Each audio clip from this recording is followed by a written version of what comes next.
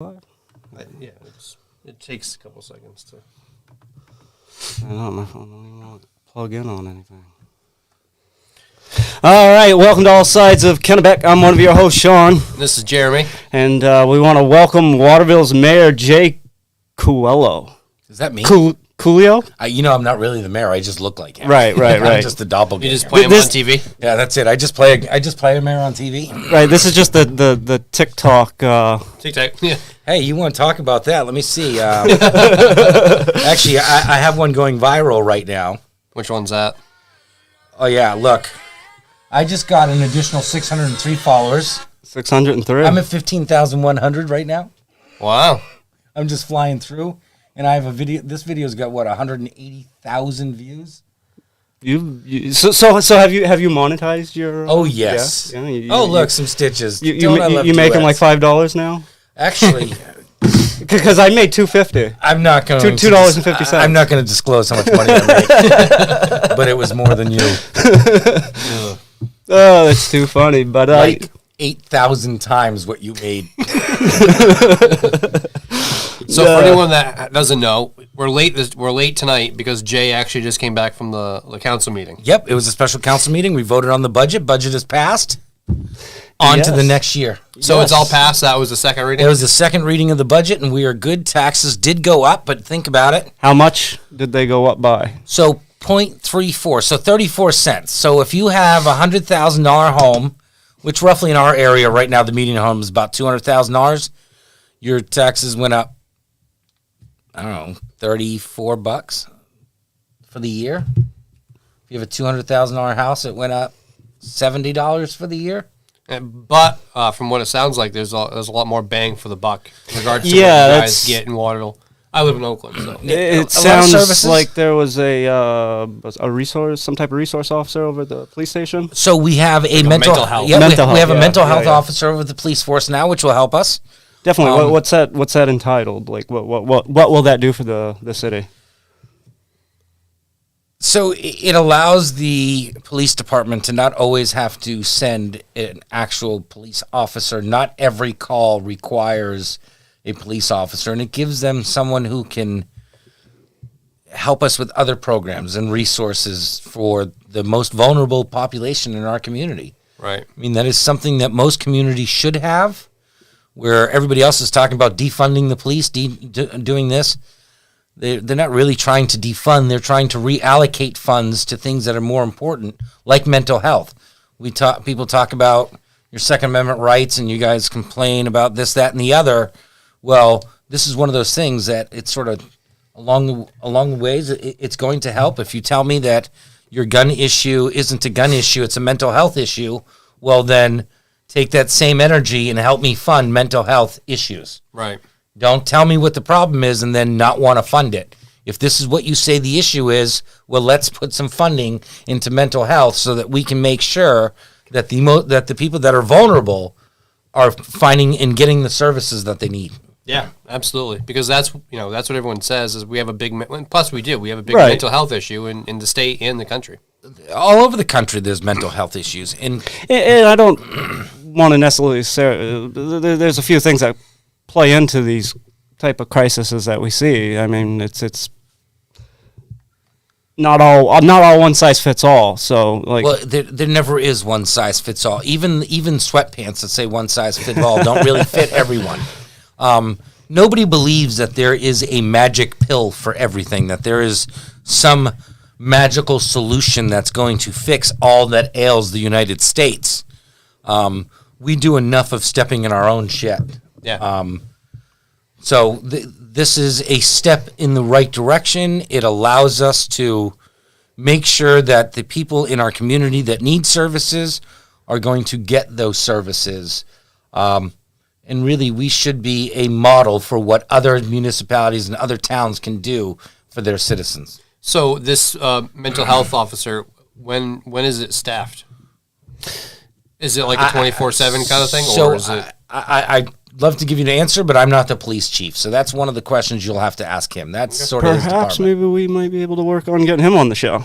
I bet you might. Might be I bet you might. That'd make a pretty interesting show. Our chief of police, Joe, is extremely transparent. I noticed he is a good chief of police to have. I know that other people have varying opinions. One thing I can say is he's always willing to talk. So Absolutely. I have to say we got to give him that. Well, you find another police chief that you know you can find at 8, 9 o'clock in the morning. You know exactly where he's going to be. He makes himself available to the public. I mean, anyone who says that they're not able to get and talk to our police department isn't trying. Right. Yeah, definitely. He used to be at Jorgensen's every day. Yeah. I don't know if it still is because Jorgensen's moved. But. I mean, I'm not going to tell people where he is every day. I want him to have some privacy, but he's out and about town. You all can the find time. him. Yeah, you can he's there. You just got to look. He's probably the second most findable person in the city next to me. Yeah. I'm second. Listen, I have made myself everywhere. Listen, I am everywhere. I've made myself available to all residents, all constituents. I'm online. I'm not hard to find. When residents have an issue, actually, I had a resident who reached out recently. They live over by Harry J. Smith, which if you have any car issues, that's really where you should go. But the neighbors, they had an issue with the oil company that was across the street. That oil company has since been bought. Right. And they came to me with an issue, and they weren't able to get it resolved You're anywhere else. You're talking the old Springbrook? Yes, I am. It's not Springbrook anymore? It is not. It is I now didn't know Fabian. Bought out as of June. Who owns it now? Fabian, okay. And Fabian has been a fantastic partner to the residents over there. The resident had an issue. They went there. They immediately fixed the issue for the resident. The resident got back to me, thanked me. Their family is happy. They feel secure. There's no extra light going into their house. But again, that's a constituent that may not or felt like they weren't heard before. They made a phone call. I met with them at my office. We talked about it, and within a week, the issue was resolved. Now, does that mean I can do that for everyone? No. But the fact that they knew that they could reach out to me and that I would respond. Oh, that speaks volumes. And you can't fix a problem that you don't know about that's anyway. it. I can't fix issues I don't know about. Right. And I can't fix every issue. I'm not a genie. And you've done a pretty good job. I mean, being there to fix some of the issues that have... The last year and a half that I have been the mayor has been a great experience for me. It's taught me how to work with people that I don't always agree with. That's always a good thing. I know I had that skill before, but I've honed that skill over the last year and a half. All of the counselors that I work with, even the ones that I butt heads with, are dedicated, passionate advocates for this city. We just have different ideas of how to get things done. And want to get done. Right. They want to get done. That is like precisely what priorities. Well, and everybody's got their own priorities. Every ward has its own issues. We are one big city, but we are divided into these little subsections of wards, and I think it helps because there's always representation. That's one thing that I'm glad we didn't get rid of the ward system. I'm glad we did keep that because it does give that camaraderie that you're talking about that makes it so that people can reach out instead of reaching out to, say, somebody that has 100 people that they're dealing with by somebody who has 10, like you're saying. So it definitely is a nice thing to have for the community at large, for sure. Yep. But so you've been mayor how long now? It's been a year and a half. Year and a half. So Out of a 3-year term. Out of a 3-year term. 3-year yes. term, yeah. So you're still So pretty way there. still pretty new. I mean, everyone's stuck with me for another year and a half. I mean, not stuck. I mean, you can try to get rid of me, but hey, they tried that once. It didn't work out too well. no. I'm not sure it would work out very well this time either. I think I've done a suitable enough job that people understand that we may not always agree, but I do have the best interest of the city and its residents at heart with all of the decisions that I make. Hey, and that's all we can ask for.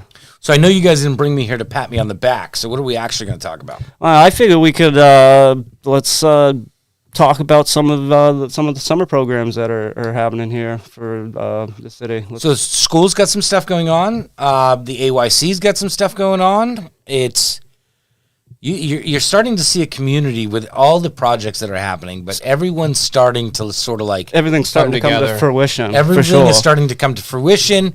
People are starting to be excited about what's going on. I think they were excited from the start. I don't know about The now. slides are being used at the pool. Everything's happy. No one was No, excited. nobody was. No one was excited. Let's be honest. It was pulling. So- It was kicking and pulling teeth to get where we're at. But It was, and we don't have to do that. We can take our time. We can have the hard conversations without calling each other names. And when we do that, we get a lot more work done.